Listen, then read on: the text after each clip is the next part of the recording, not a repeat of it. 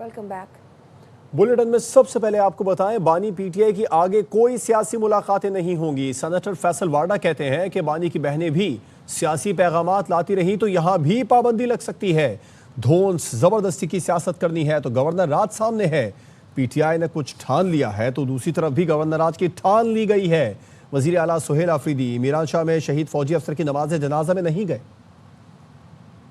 ملاقاتیں تو کوئی نہیں ہونی آگے بھی، اس کے اندر بڑی کلیئرٹی رکھیں۔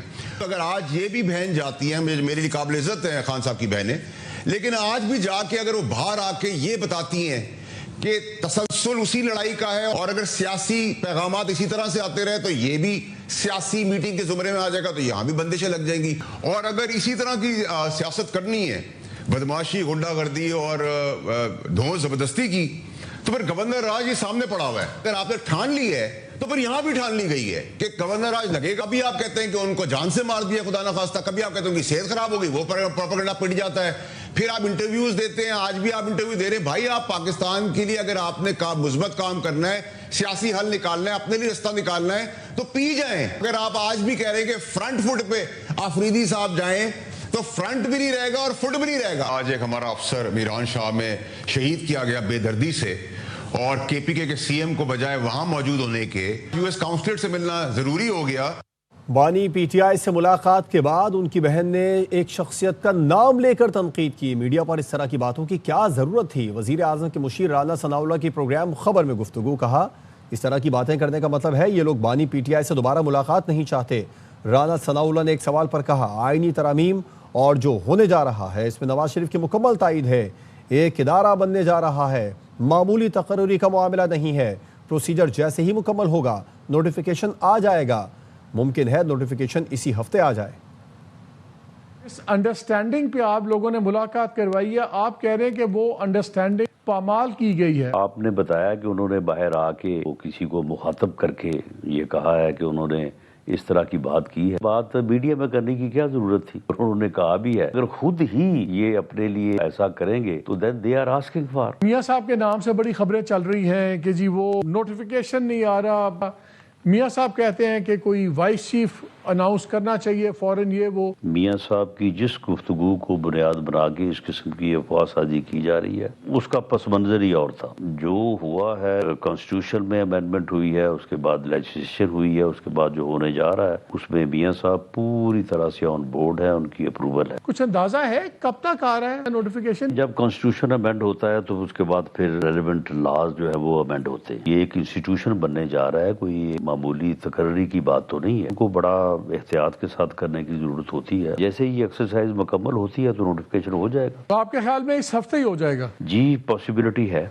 تمام افواہیں دم توڑ گئیں، بانی پی ٹی آئی خیریت سے ہیں، صحت بالکل ٹھیک ہے۔ عظما خان کی اڈیالہ جیل پنڈی میں بھائی سے ملاقات کے بعد میڈیا سے گفتگو۔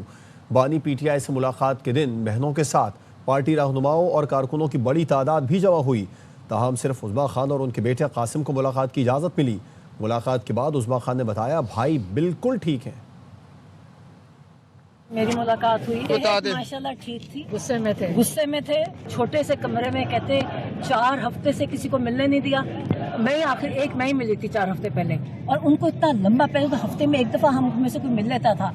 اپوزیشن جماعتوں کی اقلیتی کمیشن سے متعلق بل کی مخالفت، وزیر قانون اعظم نذیر تارڑ نے اپوزیشن سے ہاتھ جوڑ کر بل کی مخالفت نہ کرنے کی درخواست کی۔ وزیر قانون نے کہا قیدی نمبر 804 کو کچھ نہیں ہوگا، یہ بل ملک میں بسنے والی اقلیتوں کا معاملہ ہے۔ نائب وزیر اعظم اسحاق ڈار نے کہا حساس معاملے کو سیاست میں نہ الجھائیں، تقریر شروع ہوتی ہے، ختم نبوت پر ختم ہوتی ہے، خادم رسول کو رہا کرو۔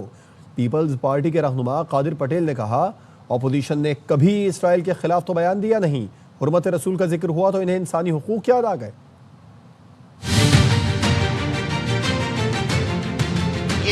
اقلیتوں کے حقوق کا بل ہے۔ میں ہاتھ جوڑ کے آپ سے گزارش کرتا ہوں کہ قیدی نمبر 804 کو کچھ نہیں ہوگا۔ یہ فرق ایشو ہے، آپ کے ملک میں بسنے والی اقلیتوں کا ایشو ہے۔ ایسے سینسٹیو معاملے کے اوپر ہمیں سیاست میں الجھانا، تقریر شروع کرنی، ختم نبوت، اور پھر کہنا رہا کرو، خادم رسول کو رہا کرو۔ کون خادم نہیں ہے؟ اسرائیل کے خلاف کوئی بیان اپوزیشن کی طرف سے نہیں آتا. اب آقا کی حرمت کا جب ذکر آیا ہے تو اس کو بھی ہیومن رائٹس اور فلاں جیل میں ہے, فلاں باہر ہے, ہیومن رائٹس نہیں مل رہے. منسٹر صاحب سے اپیل کروں گا ایسا کوئی فلڈ گیٹ نہ کھولیں کہ میرے آقا نامدار کی حرمت پہ کوئی سوال اٹھے. 27ویں ترمیم میں مشاورت کے تقاضے پورے نہیں کیے گئے. قوم مطمئن ہے, نہ کسی کو اعتماد میں لیا گیا. یہ ترمیم آئین پر ایک زخم محسوس کی جائے گی. سربراہ JUIF مولانا فضل الرحمان کہتے ہیں 1 سال سے اسلامی نظریاتی کونسل کی ایک سفارش پر بحث نہیں ہوئی. مدارس پر ایک قانون بنا مگر اس پر رجسٹریشن کا عمل شروع نہیں کیا گیا. 18ویں ترمیم میں بھی ایوان میں آ کر متفقہ پاس کر. 26ویں ترمیم آئی 1 مہینہ 1 ہفتے کے اندر ہم اتفاق رائے حاصل کر لیا. لیکن 27ویں ترمیم میں ایسا نہیں. 27ویں ترمیم کے اوپر قوم مطمئن نہیں کسی کو اعتماد میں لینے کی کوشش کی گئی.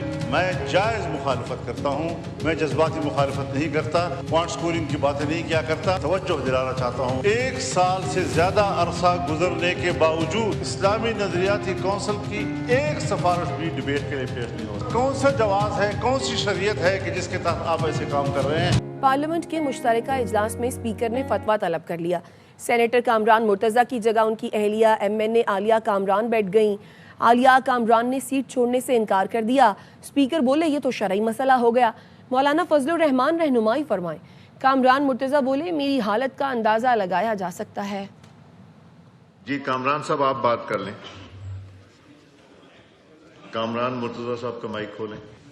ان کی کون سی سیٹ ہے وہاں؟ تو وہ عالیہ کامران صاحب ہیں, وہ کامران مرتضیٰ صاحب نہیں ہیں. وہ سیٹ ان کو نہیں دے رہی ہیں. سر میں بیٹھی ہوں.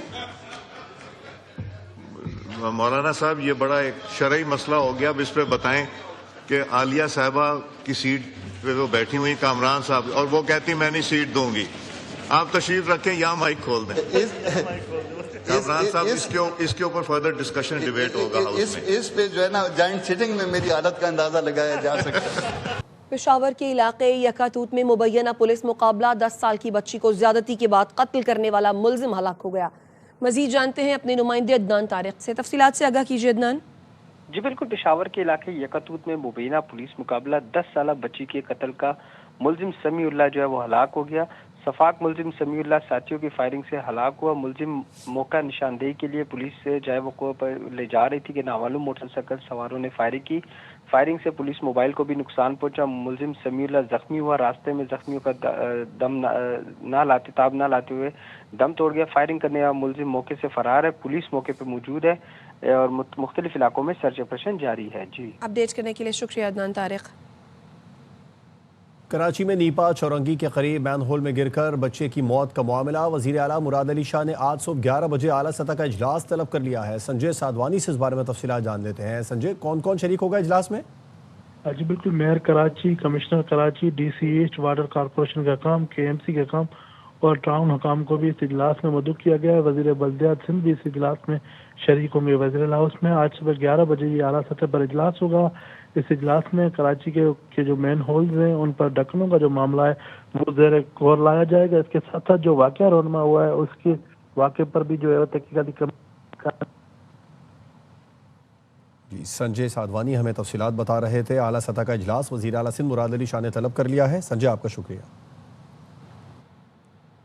کراچی میں مین ہول میں گرنے والے ابراہیم کی لاش ڈھونڈنے والا 14 سالہ تنویر پرچون کی دکان پر کام کرتا ہے. بہادر لڑکے کا کہنا ہے گزرتے ہوئے سنا بچہ گٹر میں گر گیا, تلاش کرنے کی کوشش کی اور کامیاب ہو گیا. رپورٹ کر رہے ہیں محمد آصف خان.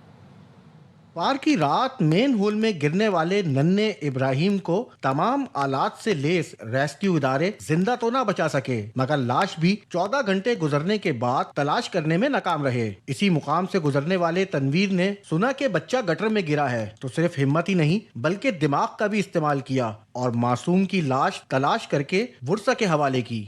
3 لین تھی, ایک یوں جا رہی تھی, ایک یوں صحیح ہے. پانی کا بہاؤ ادھر زیادہ تھا. میں نے بولا کاش یہ پانی کی یہ ادھر ہی پھنسی ہوگی. وہی میرا شک پورا نکلا. جا کے گٹر میں جا کے اس کو اپنے بچے سے اٹھایا, کندھے پر رکھا. میں گٹر سے باہر نکلا نا, صندوق کی میں نے ڈال دیا. میں نے بولا تو آگے تک اتار دے گا, کوئی میرے سے بچہ چھین نہ لے.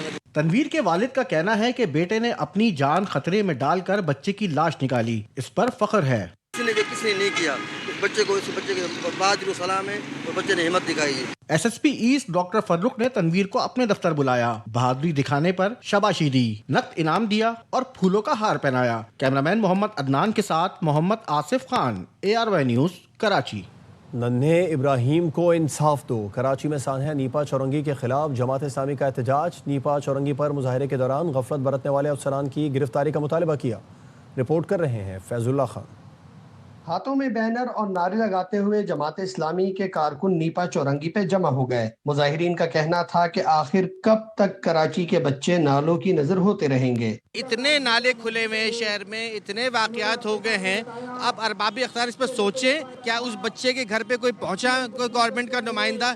आखिर कोई बेइज्जती की भी तो हद होती है ना। शहर कराची के ऊपर जो मुसल्लत हमारे कब्जा मेयर हैं, उनको एहसास दिला सकेंगे भाई एहसास निदामत नाम की कोई चीज़ होती है। कराची के 80% वो टाउन जहाँ पीपल्स पार्टी के चेयरमैन बैठे हैं, वहाँ भी कोई किस्म के सारे गटर के ढकने टूटे हुए हैं। जमात इस्लामी के रहनुमा सैफुद्दीन एडवोकेट ने खिताब करते हुए कहा कि गुज़िश्ता 2 साल में मुताद्दिद शहरी नालों में गिरकर जाँ बहक हो चुके हैं और हुकूमत ख्वाब गफलत का शिकार है। हम कब तक अपने नौजवानों को, अपने बच्चों को नालों और गटरों में गिरता देखते रहेंगे? ये पूरी की पूरी सड़क KMC के मातहत है, जो इस वाक़े के जिम्मेदार हैं, उनके खिलाफ FIR दर्ज होनी चाहिए। जमात इस्लामी के रहनुमाओं ने मुतालबा किया कि बल्दियाती नुमाइंदों को इख्तियारात और वसाइल फराहम किए जाएं। मुजाहिरीन ने मुतालबा किया है कि कराची के तमाम नालों के गिर्द रुकावटें खड़ी की जाएं और जिन गटरों पर ढक्कन नहीं है उसे लगाने का फौरी एहतमाम किया जाए। कैमरामैन फहीम खान के साथ फैजुल्ला खान, ARY न्यूज़, कराची। ताकत का नशा सर चढ़ कर बोलने लगा। कराची के इलाके गुलिस्तान जौहर में सरकारी गाड़ी में सवार बासर शख्स का सिक्योरिटी गार्ड्स के हमरा नौजवान कार सवार पर सरेआम तशद्दुद।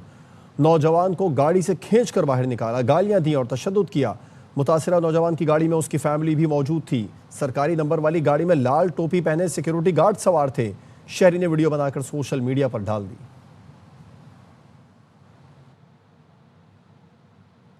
इस्लामाबाद की नमल यूनिवर्सिटी में गैस लीकेज के बाइस धमाका, 5 तलबा समेत 7 अफराद जख्मी हो गए, 6 अफराद खतरे से बाहर। झुलसने वाला क्लर्क तशवीशनाक हालत में अस्पताल में ज़ेर इलाज है।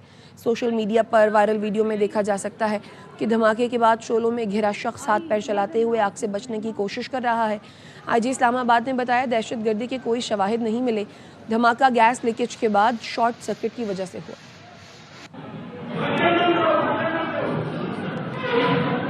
आइए धमाका बुलाई, आइए 4 बजे के करीब नमल यूनिवर्सिटी में गैस लीकेज से एक एक्सप्लोजन हुआ है। गैस के कनेक्शन पहली दफा 3:30 पे ऑन हुए हैं। गैस कहीं एक्यूमुलेट हुई है और एक शॉर्ट सर्किट साथ हुआ है। टोटल 7 हैं जो कि अंडर ट्रीटमेंट हैं, जो 6 हैं they are out of danger. Clerk हैं वो उसमें ज्यादा उनको बर्न हुआ है, ऑलमोस्ट 60-65%। हर चीज को प्रॉपर रूल आउट किया है। इसमें किसी तरह का कोई एक्सप्लोसिव नहीं है, किसी तरह की कोई ऐसी ट्रेसेस नहीं मिली। मुल्तान में ट्रैफिक पुलिस की जानिब से कवानीन की खिलाफ वर्जी पर जुर्मानों, मुकदमात और गिरफ्तारियों का सिलसिला जारी है। 4 रोज में 70 लाख रुपए से ज़ायद जुर्माने किए जा चुके हैं। राना फारूक की रिपोर्ट। मुल्तान में इन दिनों ट्रैफिक कवानीन की खिलाफ वर्जी पर मुल्तान ट्रैफिक पुलिस की जानिब से बड़े पैमाने पर क्रैक डाउन का सिलसिला जारी है। मुल्तान पुलिस ने गुज़श्ता 4 रोज में ट्रैफिक कवानीन की खिलाफ वर्जी करने पर 10,000 से जायद चलान, 70 लाख रुपए जुर्माने, 1300 मुकदमात का इंदराज किया है, जबकि 954 ड्राइवर्स को गिरफ्तार भी किया गया है। DSP ट्रैफिक मोहम्मद कजाफी का कहना है बिला तफरीक क्रैक डाउन का सिलसिला जारी रहेगा। 0 टॉलरेंस की बुनियाद पे आप हेलमेट नहीं पहनेंगे जुर्माना होगा, आपके पास लाइसेंस नहीं है FIR होगी, ब्लैक पेपर्स लगाएंगे FIR होगी, आप रॉन्ग साइड से आएंगे फिर आपके ऊपर FIR होगी। शहरियों की जानिब से क्रैकडाउन पर मिला जुला रद्द अमल सामने आया है। जुर्माने तक तो ठीक है, लेकिन जो FIR है, लोगों की जिंदगी तबाह हो रही है, बच्चे मुस्तकबिल तबाह हो रहा है, ये बहुत ज्यादती और गलत है। मेरा 4 बार अगर गाड़ी का चालान होता है तो 5,000 का मतलब 20,000 रुपए चालान मुझे भरना पड़ेगा, फिर मैं सेफ होकर चलूंगा। ट्रैफिक पुलिस के मुताबिक शहरी कानून पर अमल दरामद यकीनी बनाए। कैमरामैन मोहम्मद रिजवान के साथ Rana Farooq, ARY news, Multan. Ukraine और रूस के दरमियान जारी 9वीं जंग होगी जो मैं ख़त्म कराऊंगा। अमरीकी सदर ट्रंप का काबीना इजलास से खिताब, बोले अब तक पाक भारत समेत 8 जंगें ख़त्म करा चुका हूँ। मेरे ख्याल में मुझे हर जंग ख़त्म कराने पर नोबेल इनाम मिलना चाहिए। जिस खातून को नोबेल इनाम मिला उसने भी कहा इसका तो ट्रंप हकदार है। मुझे जंगों में होने वाली अमवात की फ़िक्र होती है। पिछले माह रूस यूक्रेन जंग में 27,000 अफराद मारे गए। فیلڈ مارشل سید عاصم منیر سے ترک وزیر توانائی علیپ ارسلان کی GHQ میں ملاقات۔ ISPR نے بتایا کہ ملاقات میں پاک ترکی توانائی تعاون میں توسیع اور اسٹریٹجک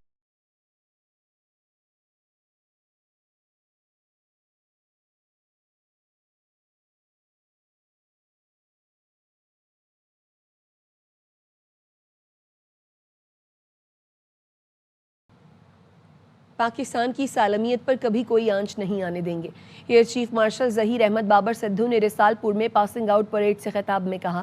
بنیانو مرسوس میں پاک فضائیہ نے دشمن کے دانت کھٹے کیے۔ رافیل طیاروں کی صلاحیت پاک فضائیہ کے سامنے صفر ثابت ہوئی۔ مارکہ حق میں ہماری تیاری اور صلاحیت دنیا نے دیکھ لی۔ رسال پور PAF اصغر خان اکیڈمی میں پروقار گریجویشن پریڈ ہوئی۔ سعودی فضائیہ کے 20 کیڈٹ سمیت 166 کیڈٹس پاس آؤٹ ہوئے۔ مہمان خصوصی air chief marshal Zaheer Ahmed Babar Sidhu نے نمایاں کارکردگی دکھانے والے کیڈٹس میں اعزازات تقسیم کیے۔ بھارت کے دفاعی نظام S-400 تباہ کرنے والے JF-17 تھنڈر طیاروں نے فلائی پاس کا شاندار مظاہرہ کیا۔ پاکستان آرمی اور چین کی پیپلز لبریشن آرمی کے درمیان مشترکہ فوجی مشق واریر 9 کا آغاز ہو گیا۔ یہ مشق پاک چین سالانہ انسداد دہشت گردی تعاون کا 9واں ایڈیشن ہے، جو دونوں ممالک کے درمیان دفاعی شراکت داری کی مضبوط روایت کا تسلسل ہے۔ ISPR کا کہنا ہے مشق کا آغاز 1 دسمبر 2025 کو national counter terrorism centre Pabbi میں ہوا۔ منگلا کور کے commander lieutenant general Noman Zakaria اور چین کی ویسٹرن تھیٹر کمانڈر کے deputy chief of staff major general بیان شاہ مینگ نے شرکت کی۔ مشق کا بنیادی فوکس کاؤنٹر ٹیررزم آپریشنز ہے، جس میں مختلف کاؤنٹر ٹیررزم ڈرلز اور مربوط آپریشنز کیے جائیں گے، جن کا مقصد دہشت گردی سے نمٹنے کے لیے پیشہ ورانہ صلاحیتوں کو مزید تقویت دینا ہے۔ مشقوں کے دوران پاک چین افواج کے درمیان ہم آہنگی میں اضافہ کرنا ہے، جدید جنگی مہارتوں کو نکھارنا اور پروفیشنل صلاحیتوں کی بہتری، انسداد دہشت گردی سے متعلق بہترین طریقہ کار کا تبادلہ ہے۔ یہ مشق دونوں ممالک کے درمیان مضبوط فوجی اور اسٹریٹجک دفاعی تعلقات کی واضح مثال ہے۔ پاکستان سٹاک مارکیٹ میں تیزی کے بعد مندی، 100 انڈیکس 1,68,000 کی سطح سے بھی نیچے آ گیا۔ 429 پوائنٹس کی کمی سے 1,67,642 پوائنٹس پر کاروبار بند ہوا۔ سٹاک مارکیٹ کا کہنا ہے سرمایہ کاروں کی جانب سے بڑے پیمانے پر میوچل فنڈز کی خریداری دیکھی گئی۔ دوسرے سیشن میں حصص کی فروخت پر منافع کے حصول کا رجحان غالب رہا۔ بیکن ہاؤس گروپ کے زیر اہتمام لاہور میں آرٹیفیشل انٹیلیجنس کے موضوع پر تقریب کا اہتمام کیا گیا۔ محور انسانیت اور مصنوعی ذہانت کے باہمی مستقل اور مستقبل پر اس کے اثرات پر گفتگو کی گئی۔ تقریب کی مہمان خصوصی سینئر وزیر پنجاب مریم اورنگزیب تھیں۔ مریم اورنگزیب نے اپنے خطاب میں کہا ٹیکنالوجی اب صرف ایک ٹول نہیں بلکہ ایک نئی زبان بن چکی ہے۔ ابھرتی ٹیکنالوجیز AI اور مشین لرننگ دنیا کا نیا راستہ طے کر رہی ہیں۔ مریم اورنگزیب نے اسکول آف ٹمارو کی 25ویں سالگرہ پر مبارکباد دی اور کہا بیکن ہاؤس تخلیق اور جدت کا مرکز ہے۔ خواتین کو بااختیار بنانے میں بیکن ہاؤس کا کردار قابل تحسین ہے۔ اور خبر ہے کراچی سے، مومن آباد رحیم شاہ کالونی پہاڑی کے قریب پولیس کا ڈاکوؤں میں مقابلہ ہوا ہے۔ فائرنگ کے تبادلے میں 3 زخمیوں سمیت 4 ڈاکوؤں کو گرفتار کر لیا گیا ہے۔ تفصیلات کیا ہیں عدنان راجپوت سے جانتے ہیں، اپڈیٹ کیجیے عدنان۔ جی بالکل ہی اب سے کچھ دیر قبل مومن آباد کے علاقے رحیم شاہ کالونی پہاڑی کے قریب پولیس اور ڈاکوؤں کے درمیان فائرنگ کا تبادلہ ہوا ہے۔ 2 طرفہ فائرنگ کے نتیجے میں 3 زخمی سمیت 4 ملزمان کو گرفتار کر لیے گئے ہیں۔ پولیس حکام کا بتانا ہے کہ گرفتار زخمی ملزمان میں مہران اسماعیل، فہیم اور اکرام شامل ہیں، جبکہ زخمی ملزمان کو طبی امداد کے لیے قریبی اسپتال منتقل کر دیا گیا ہے۔ ملزمان کے قبضے سے اسلحہ، نقدی رقم، موبائل فون اور موٹر سائیکل بھی برآمد ہوئی ہے۔ حکام کا بتانا ہے کہ گرفتار ملزمان کا مزید کرمنل ریکارڈ بھی چیک کیا جا رہا ہے۔ جی اپڈیٹ کرنے کے لیے شکریہ، اب تک کے لیے اتنا ہی۔ مزید خبروں اور اپڈیٹس کے لیے دیکھتے رہیے ARY نیوز۔